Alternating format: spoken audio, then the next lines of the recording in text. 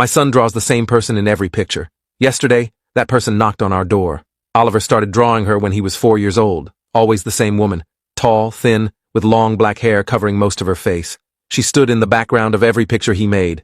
Behind the dinosaurs, behind our house, behind his stick figure family. Always watching. Always there. My wife Melissa thought it was an imaginary friend phase. Kids develop attachments to fictional characters all the time. But something about the way Oliver drew her made my stomach turn. He never drew her smiling or interacting with the other figures. She just stood there, perfectly still, partially hidden behind trees or furniture or clouds, like she was waiting for something. Oliver is 9 now. He's never stopped drawing her. We have hundreds of pictures, maybe thousands, stacked in boxes in our basement because Melissa couldn't bring herself to throw them away. Every birthday card he makes, every school art project, every random doodle on a restaurant napkin, there she is. Sometimes small in the corner, sometimes taking up half the page, but always the same woman with the same posture, always partially obscured. The first time I really noticed the pattern was during his 5th birthday party. Oliver was opening presents, surrounded by family and friends, and his grandmother gave him a set of fancy-colored pencils. He immediately opened them and started drawing on the back of a pizza box. Within 2 minutes, he'd sketched our backyard with perfect detail, the swing set, the fence, the neighbor's tree. And standing behind the swing, barely visible between the chains, was the woman. I asked Oliver who she was. He didn't look up from his drawing, just said, "The waiting lady."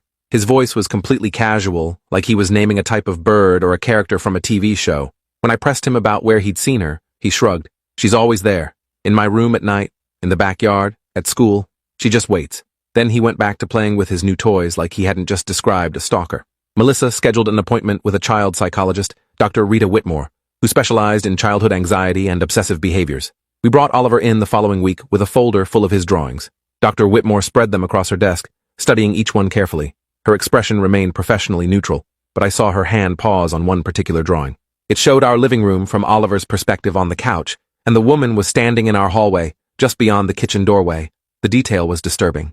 Oliver had drawn the exact pattern of our hallway wallpaper. Dr. Whitmore explained that children often create consistent imaginary companions as a way to process complex emotions or feel less alone. The fact that Oliver's companion was always in the background suggested he might be experiencing separation anxiety or fear of abandonment. She recommended weekly play therapy sessions to explore what the waiting lady represented in Oliver's emotional landscape. It made perfect sense.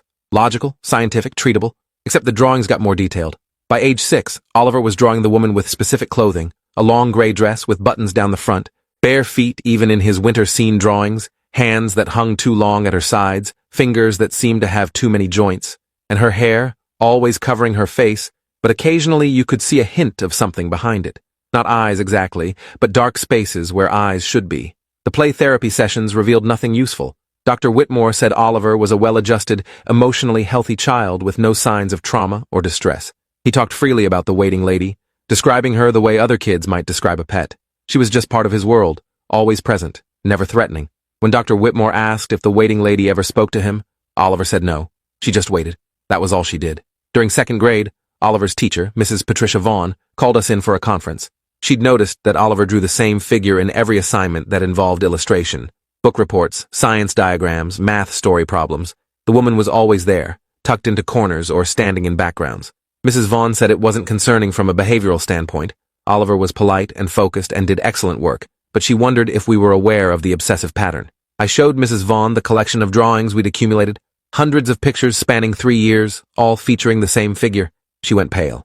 "Has anyone else ever seen this woman?" she asked carefully. "Besides in Oliver's drawings, I mean?" Neither Melissa nor I had. Mrs. Vaughn suggested we might want to consult with someone who specialized in neurological issues. Perhaps Oliver was experiencing visual hallucinations that needed medical intervention. We took Oliver to Dr. Benjamin Cross, a pediatric neurologist at the University Hospital. Full workup, MRI, EEG, vision tests, cognitive assessments. Everything came back completely normal. Dr. Cross said Oliver's brain showed no signs of abnormality, no seizure activity, no tumors, no chemical imbalances. Whatever Oliver was seeing or imagining, it wasn't neurological. He suggested we continue with the psychological approach, maybe increase the therapy frequency. When Oliver turned 7, something changed. He started talking about how the waiting lady was getting closer. Not physically closer in his drawings, she still maintained the same distance in the background, but closer in some way he couldn't articulate. "She's almost ready," he told us one night at dinner. Almost time for her to stop waiting. When we asked what she was waiting for, he said he didn't know yet, but he would. Soon. Melissa found a drawing in Oliver's room that he hadn't shown us. It was different from the others. Instead of a scene with the woman in the background, this was just her, filling the entire page, drawn in careful detail. The long gray dress, the bare feet, the hands with too many joints, and for the first time her hair was pulled slightly to the side. Behind it, where her face should be, Oliver had drawn a blank oval. No eyes, no nose, no mouth, just smooth emptiness. At the bottom of the page, he'd written in careful letters, "She needs a face." I confronted Oliver about the drawing that evening. He was building a Lego spaceship, completely absorbed in snapping pieces together. When I showed him the picture, he glanced at it and nodded. Yeah, she doesn't have a face yet. That's what she's waiting for. I asked him what he meant, and he explained it like it was the most obvious thing in the world. She's not finished yet. That's why she waits. When she's finished, she'll come get me and we'll go.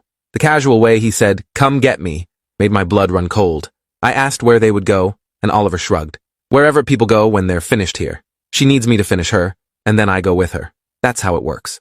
He returned to his Lego spaceship, like he'd just explained basic arithmetic. Melissa, who'd been listening from the doorway, started crying. Oliver looked up, confused by her reaction. "It's okay, Mom. Everyone has a waiting lady. You just can't see yours yet." We called Dr. Whitmore immediately, emergency session. She cleared her schedule and saw us that evening. Oliver brought his Lego spaceship and worked on it while Melissa and I explained what he'd said. Dr. Whitmore's assessment was that Oliver had developed a more elaborate narrative around his imaginary companion, possibly incorporating concepts of death or transition he'd heard at school or seen in media. She didn't think he was suicidal or in danger, just processing abstract concepts through his established symbolic figure. But that night, I couldn't sleep. I kept thinking about what Oliver had said.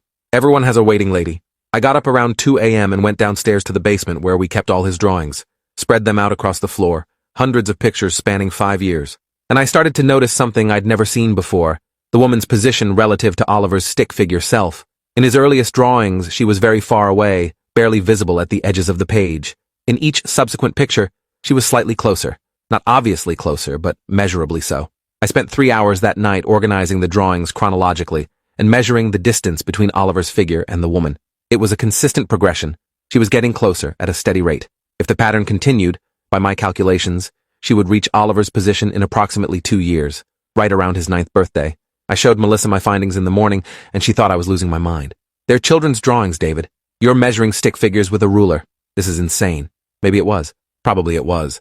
But I couldn't shake the feeling that something was deeply wrong, that Oliver was showing us something real through his art, something none of us understood. I started documenting everything. Every drawing, every comment Oliver made about the waiting lady, every detail he added to her appearance. I took photos, kept a dated journal, backed everything up to the cloud. Melissa thought the obsession was unhealthy, but she didn't stop me. 3rd grade started, and Oliver's new teacher, Mr. Thomas Brennan, called within the first week. "I need to ask you about something unusual," he said carefully. Oliver drew a picture during free time today. It showed our classroom with remarkable accuracy, every desk in the right position, the bookshelf, the windows, all correct. But there was a woman standing in the closet. When I asked him about it, he said that's where the waiting lady stands during school, in the supply closet. I drove to the school immediately. Mr. Brennan showed me the drawing. It was exactly as he'd described. The classroom was rendered in incredible detail for an 8-year-old's work. And there, in the small closet at the back of the room, partially visible between hanging coats, was the familiar figure. "Has anyone checked the closet?" I asked. Mr. Brennan looked uncomfortable. "I did. There's nothing there. Just supplies and winter coats. But David, the detail in this drawing, Oliver perfectly captured the view from his desk, including things he couldn't possibly see from that angle. The clock above the door, the posters behind him. It's like he drew the room from multiple viewpoints simultaneously. That night, Oliver drew a picture at the dinner table while waiting for his food. Our kitchen, viewed from his seat at the table, with Melissa and me in our usual positions. And standing behind me, so close she could have been touching my shoulder, was the waiting lady. I asked Oliver if she was really that close, if she was in the room with us right now. He looked up from his drawing, glanced over my shoulder, and nodded. "Yeah, she's right behind you. She's always close to at least one of us now, taking turns watching." I spun around. Nothing there. Just our kitchen wall with its calendar and shopping list. But Oliver was calmly coloring in the woman's gray dress, adding careful shading to suggest depth and dimension. "Can you see her right now?" I asked, my voice shaking. Oliver nodded without looking up. "She's still there. She's looking at you. Well, not looking exactly, since she doesn't have eyes yet, but pointing her face at you." He said it so casually, like he was describing a mildly interesting cloud formation. Melissa took Oliver to a different psychologist, Dr. Hannah Fitzgerald, who specialized in childhood hallucinations and early-onset schizophrenia. 3 two-hour sessions, extensive testing, family history analysis. Dr. Fitzgerald's conclusion was frustrating. Oliver showed no signs of psychosis or thought disorder. He didn't hear voices, didn't have delusions, didn't exhibit any of the typical markers of serious mental illness. The waiting lady was more like a persistent visual phenomenon, similar to how some children have eidetic imagery or enhanced pattern recognition. Some children, Dr. Fitzgerald explained, have a neurological quirk that allows them to visualize abstract concepts or internal states as external figures. It's not pathological, just unusual. Oliver has created a visual representation of something, perhaps mortality awareness or temporal progression, and his brain renders it as this consistent figure. He's not hallucinating in the clinical sense. He's visualizing a conceptual framework. That explanation satisfied Melissa, but it didn't explain why Oliver's drawings showed the woman in specific locations he couldn't see from his vantage point. It didn't explain the increasing detail, or the way Oliver described her as almost ready, or his certainty that everyone has a waiting lady. And it definitely didn't explain what happened next. Oliver's 9th birthday was on a Saturday in November. We'd planned a small party, just family, after the previous year's gathering had been awkward with Oliver drawing the waiting lady throughout the event, including one disturbing picture showing her standing behind the birthday cake. This year, we'd decided to keep it simple. Just us, Melissa's sister Rachel, and my parents. 5 people, minimal stress. The morning of his birthday, I found Oliver in his room before dawn, sitting at his desk with a fresh piece of paper and his art supplies spread around him. He was drawing with intense focus, his hand moving in careful, deliberate strokes. I watched from the doorway as the image took shape. Our front door, viewed from outside the house, with perfect perspective and detail. He'd drawn the address numbers, the doorbell, the small crack in the 3rd porch step, everything exact. And standing on the porch, facing the door, was the waiting lady. "What are you drawing, buddy?" I asked, trying to keep my voice light. Oliver didn't look up. "Today's the day. She's finished waiting. This is where she'll be at 10:47 a.m. That's when I was born. She'll knock on the door and it'll be time." He said it with absolute certainty. No fear or excitement, just stating a fact. "Time for what?" I asked. Oliver finally looked at me, his 9-year-old face serious and calm. "Time to go with her. I've been getting ready my whole life. The drawings were practice, helping her become more real. Now she's ready, and I'm ready." I called Melissa, and we had an emergency family conference while Oliver ate his birthday pancakes, completely unfazed. We decided to leave the house for the day, take Oliver to the Science Museum downtown, be anywhere except home at 10:47 a.m. If Oliver had fixated on that specific time and place, we'd remove the possibility. Simple solution, rational plan. Except Oliver refused to leave. He started crying, not the tantrum kind, but deep, scared sobs, saying we didn't understand. If we weren't here when she came, she'd just wait longer, and it would be worse. He'd be 10 or 11 or 12, and the waiting would have been for nothing. "She's been patient for 9 years. He said through tears. "We can't make her wait longer. That's not how it works. Please, Dad. Please just let it happen." The desperation in his voice broke something in me. This wasn't a game or an attention-seeking behavior. Oliver genuinely believed a woman from his drawings was coming for him, and his terror wasn't of her arrival, but of its delay. Melissa wanted to take him to the emergency room, get him admitted for psychiatric evaluation. But something in my gut, some instinct I couldn't name, told me Oliver was right, that we needed to be home at 10:47 a.m. So we stayed. Made a show of birthday preparations while watching the clock. My parents arrived at 9, confused by the tension. Rachel showed up at 9:30 with presents and a cheerful smile that faded when she saw our faces. We explained nothing, just said Oliver was having a difficult morning. We'd open presents after he felt better. At 10:30, Oliver positioned himself on the couch facing the front door. He had a new drawing in his lap, working on final details. The woman on our porch, her hand raised to knock. 10:45 a.m. My hands were shaking. Melissa was crying quietly in the kitchen. My father kept asking what was wrong, but I couldn't form words to explain. Rachel sat next to Oliver, trying to distract him with a story about her cat, but Oliver wasn't listening. His eyes were fixed on the door, waiting. I'd positioned myself between Oliver and the front entrance, though I had no idea what I was protecting him from or how. 10:46 a.m. Oliver stood up, walked to the door, and pressed his small hand against the wood. "She's here," he whispered. "I can feel her on the other side. She's raising her hand. Almost time." I wanted to grab him, pull him away, lock him in his room, but I was frozen. Every rational part of my brain said this was delusion, mass hysteria, a family falling apart under the weight of a child's persistent fantasy, but my body wouldn't move. 10:47 a.m. Someone knocked on our door. 3 slow, deliberate knocks, perfectly spaced. The sound seemed to echo through the entire house, through my skull, through reality itself. Everyone heard it. My father's face went white. Rachel gasped. Melissa made a sound like a wounded animal. Oliver turned to look at me, his expression peaceful, resigned. "See? I told you. She's always been real. You just couldn't see her yet." I didn't move toward the door. Couldn't. Wouldn't. The seconds stretched out, feeling like hours. Another 3 knocks, same rhythm, same deliberate spacing, patient, expected. Oliver reached for the doorknob and I finally found my voice. No, it came out as a whisper, then stronger. No, you're not opening that door, you're not going anywhere. Oliver looked at me with such sadness. Dad, it doesn't matter if you open it or not. She's not going away. She waited 9 years. She'll wait 9 more if she has to. But then it'll be worse. I'll be older and more scared, and it'll hurt more. Please just let me go. This is what I'm for. This is why I've been drawing her, helping her become real enough to cross over. Cross over from where? My father's voice, sharp and demanding. Oliver turned to his grandfather. From the place where she's been waiting. The same place we all come from before we're born. She's been stuck there since her person here died, before she could finish waiting. I'm her second chance. She needs me to replace him so she can finally stop waiting and become finished. The logic was insane. The explanation, impossible. But 3 more knocks came at the door, and I felt something shift in the air pressure, like a storm building inside our house. My mother started praying, words tumbling out in desperate confusion. Rachel had pulled out her phone, was trying to call 911, but her hands were shaking too hard to dial. Melissa was sliding down the kitchen wall, her face buried in her hands. I made a decision. Walked to the door, every muscle screaming at me to run the other way. Put my hand on the knob, feeling it ice cold under my palm. Looked back at Oliver, who nodded encouragement, and opened the door. She stood on our porch exactly as Oliver had drawn her. Tall, thin, the gray dress with buttons down the front, bare feet on the November cold wood, hands hanging with too many joints visible. Her black hair fell over her face, moving slightly in a wind I couldn't feel. Behind the hair, darkness.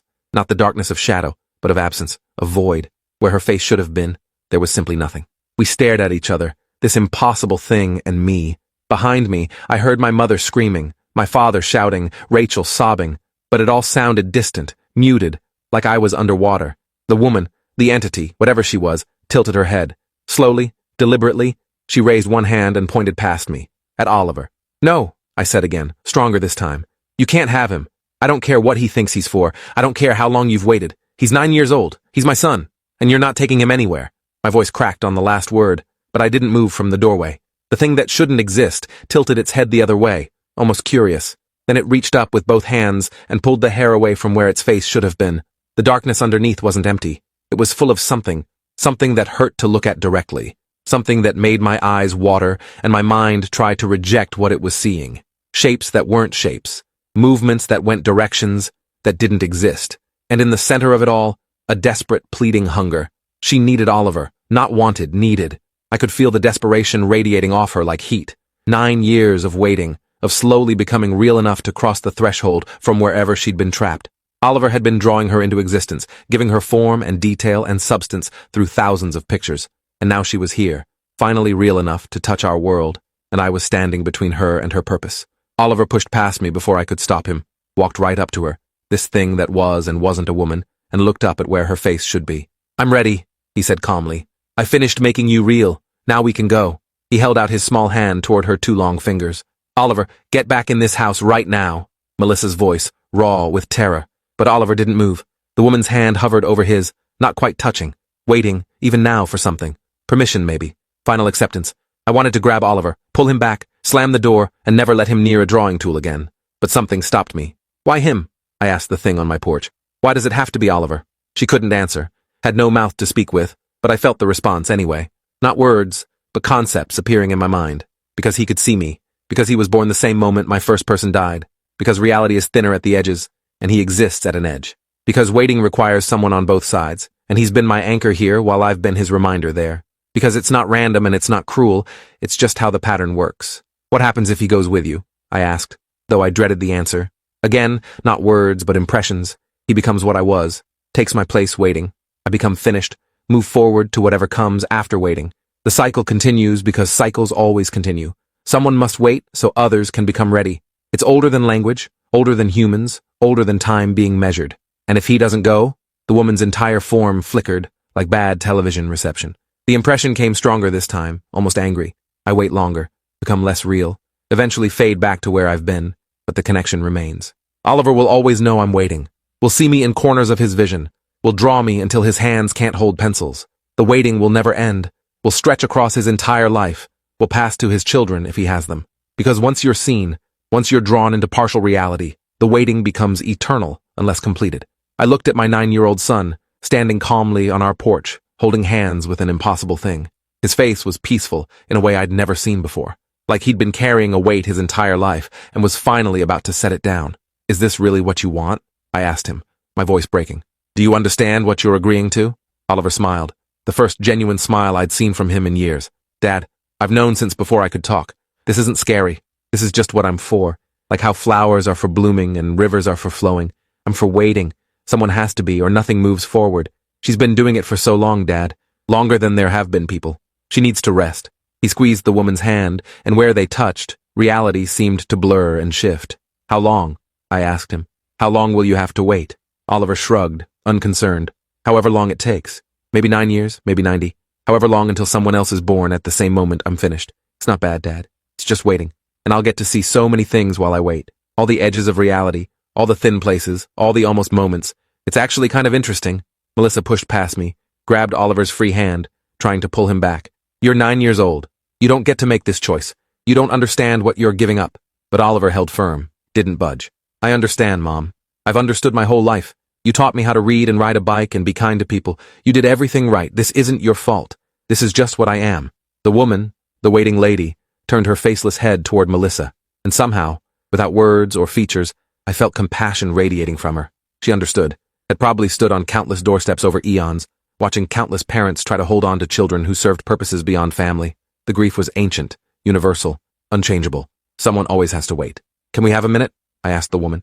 "Just 1 minute to say goodbye?" She nodded, released Oliver's hand, and stepped back slightly. Still on our porch, still impossibly real, but giving us space. I knelt down in front of Oliver, Melissa beside me, both of us holding our son who we'd raised and loved and failed to protect from something we couldn't understand. "I'm sorry," I whispered. "I'm so sorry we couldn't figure this out, couldn't fix it, couldn't save you from this." Oliver hugged me tightly. "There's nothing to save me from, Dad. This isn't a bad thing. It's just my thing, like how some people are musicians or doctors or teachers. I'm a waiter. I wait between worlds so others can cross. It's important work." We held him for that minute, memorizing the feel of his small body, his breathing, his heartbeat. Melissa was sobbing into his shoulder. My parents and Rachel stood in the doorway, witnessing something that would never make sense, never be explainable, never fit into their understanding of reality. When the minute ended, Oliver pulled back, kissed both our cheeks, and turned toward the waiting lady. "I'm ready now," he said firmly. She extended her hand again, and this time Oliver took it without hesitation.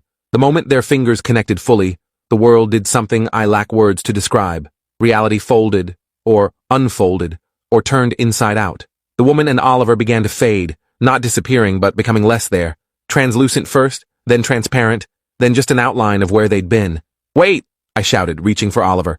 "How do we know you're okay? How do we know this isn't just dying? How do we—" Oliver's voice came from somewhere that wasn't quite our porch anymore. "You'll know because you'll see me, Dad. I'll be in the background of things, waiting, watching. Draw me sometimes. It helps. It makes the waiting less lonely. And when it's your turn to cross, I'll be there to help you. That's what waiters do." Then they were gone. Just empty porch boards and morning sunlight and a family destroyed by something impossible. Melissa collapsed. My mother was still praying, words having lost all meaning. My father sat down heavily on the couch, his face gray. Rachel stood frozen, phone still in her hand, 911 finally connected and asking what our emergency was. How could we explain? The police came because Rachel had managed to say something about a kidnapping before her voice gave out. We tried to explain, tried to describe what had happened. They looked at us like we were insane or high or experiencing collective psychosis. They searched the house, the neighborhood, put out an Amber Alert for Oliver. But there was nothing to find. No signs of struggle, no evidence of abduction, no proof of anything except a family falling apart. Over the next weeks, detectives interviewed us repeatedly. Child Protective Services investigated whether we'd harmed Oliver ourselves and created an elaborate story to cover it. Our families distanced themselves, unable to cope with what they'd witnessed. Melissa and I were investigated for murder, for child abuse, for conspiracy. But there was no body, no evidence, no logical explanation for a 9-year-old vanishing from his own porch in front of 6 witnesses. Eventually, they closed the case as an unexplained disappearance. Cold case files. Unsolved mystery. The official story became that Oliver had run away, and we'd experienced shared delusion to cope with our guilt over poor parenting. Some people believed we'd killed him and hidden the body. Others thought we'd sold him to traffickers and made up the supernatural story. No one believed the truth, because the truth was impossible. I went to the basement and pulled out all of Oliver's drawings. Thousands of pictures spanning 9 years, every single one featuring the waiting lady in the background. I organized them chronologically again, and this time I saw the full pattern. She'd been becoming more real with each picture, more detailed, more substantial. Oliver had been drawing her into enough existence to cross from wherever she'd been trapped. His art had been a 9-year working, a spell written in crayons and colored pencils. 3 months after Oliver disappeared, I started seeing her, not the woman, but Oliver, in backgrounds, standing behind people at the grocery store, barely visible, in reflections of windows, at the edges of photographs, always distant, always watching, always waiting, just like he'd drawn the woman for 9 years. And I understood that somewhere, in whatever space exists between living and crossing, my son was doing his work, waiting so others could finish. I started drawing him, kept art supplies by my bed, and would wake up at 3 a.m. with the need to sketch Oliver standing in various backgrounds, behind buildings, in parks, at the edges of rooms. And sometimes, when I drew him, I could feel him noticing, feel his attention briefly focus on me before returning to his waiting. The drawings helped, made the absence slightly less unbearable, made me feel like I was supporting his work the way he'd supported the waiting ladies. Melissa couldn't cope. She left me after 6 months, moved across the country to live with her mother, cut off all contact. She blamed me for opening the door, for not physically restraining Oliver, for allowing the impossible to happen. Maybe she was right. Maybe I should have fought harder, but in my gut, I knew Oliver would have found a way. Once you're seen by something that waits, once you've drawn it into enough reality to knock on your door, the pattern has to complete. Fighting just prolongs the waiting. A year after Oliver left, I received a package with no return address. Inside was a drawing, Oliver's style, but more refined, more skilled than a 9-year-old could manage. It showed our old house from the street view, with me standing in the living room window, and behind me, barely visible in the room's darkness, was Oliver, waiting, watching, present in the way waiters are present. On the back, he'd written, "I'm okay, Dad. The waiting isn't lonely anymore. I see so much from here. I'm learning how reality holds itself together. Love you." Oh, I framed it, hung it above my desk in my new apartment, the one I moved to after Melissa took our house in the divorce.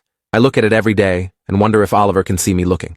If somewhere in the space between worlds, my 9-year-old son is aware of his father's grief and trying to comfort me with drawings sent through impossible means. 2 years after Oliver left, I started getting calls from other parents whose children drew obsessive pictures of the same figure over and over. Sometimes it was a man, sometimes a woman, sometimes something that didn't quite fit either category. But always the same pattern, a figure waiting in backgrounds, getting more detailed over time, moving closer in each successive drawing, and the parents had no idea what to do. I started a support group, online first, then in person when I found enough local families. We called it Parents of Waiters, though most outsiders thought we meant restaurant workers. We shared our children's drawings, compared patterns, tried to predict when the knocking would come. And when it did come, when the impossible showed up at another family's door, we were there. Not to prevent it, we'd all learned you can't prevent what waiters are for, but to witness, to validate, to help families understand they weren't insane. The group grew. Dozens of families, then hundreds. We documented everything, kept databases of drawings, tracked patterns across continents. We discovered the waiting occurs in every culture, has been happening since humans started making art. Cave paintings show figures in backgrounds, watching, waiting. Medieval manuscripts have them in margins. Modern photographs capture them at the edges, written off as glitches or shadows. Waiters have always been there, holding reality together by existing at its edges. Some parents asked me how I coped, how I survived watching my 9-year-old walk away with an impossible thing. I told them the truth. I didn't survive it. The man I was before that November morning died on that porch. What came back into the house was something else. Someone who'd seen behind reality's curtain and couldn't unknow what he'd learned.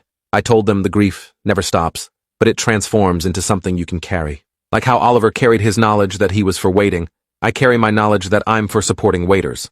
Oliver is 13 now, or would be. Time probably works differently where he waits. I still see him in backgrounds, still draw him every few days. The drawings feel like prayers, like ways of saying, I remember you, I honor your work, I know you're still there.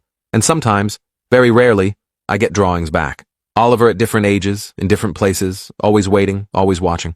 He looks peaceful in them, content with his purpose, in a way he never quite was here. Last week, I got a call from a terrified mother in Oregon. Her 5-year-old daughter had started drawing a man with no face, always the same figure, always in the background of her pictures. The mother had found my website, was crying into the phone, asking if there was any way to stop what was coming. I told her the truth. No, you can't stop what waiters are for, but you can understand it. You can honor it. You can be there when the knocking comes and help your daughter cross with dignity instead of fighting her purpose. She asked me the question I get most often. What kind of God creates a system where children are born to wait between worlds? I gave her the answer I've developed over 4 years of living with this knowledge. Maybe not a God at all. Maybe just reality doing what reality does, requiring bridges between states, needing beings who exist at transitions. Waiters aren't chosen by divine plan, they're born into necessity. The way some people are born with perfect pitch, or the ability to see colors others can't. It's not cruel, it's just structural. The universe needs them, so they exist. Yesterday morning at 6:23 a.m., my birthday, I heard a knock at my apartment door. 3 slow, deliberate knocks. I sat up in bed, heart pounding, wondering if my time had come. If Oliver had been waiting for me to reach the age where I could cross to wherever he maintains his vigil. I walked to the door, hand shaking as I reached for the knob, opened it slowly. Nobody there, just an empty hallway. But on my doormat was a drawing, Oliver's style, now with the skill of a teenager. It showed my apartment hallway from outside my door, with me visible through the peephole. And behind me, standing in my living room, was Oliver, taller now, older, but unmistakably my son. Under the picture he'd written, "Not yet, Dad, not for a long time, but when it's your turn, I'll be here waiting. I'll help you cross." That's what waiters do for people they love. I'm sitting here now with that drawing in my lap, tears streaming down my face, trying to decide if it's comfort or horror. My son, frozen at 13, waiting at reality's edges for decades until I'm old enough to die and cross to wherever he maintains his position. A promise that he'll be there, that death won't be lonely, that his waiting will eventually have personal meaning beyond structural necessity. Should that make me feel better? Does it? I don't know anymore.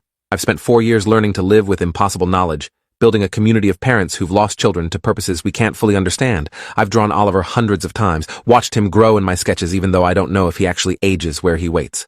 I've helped other families prepare for knocking that will come, for children who will walk away with things that shouldn't exist.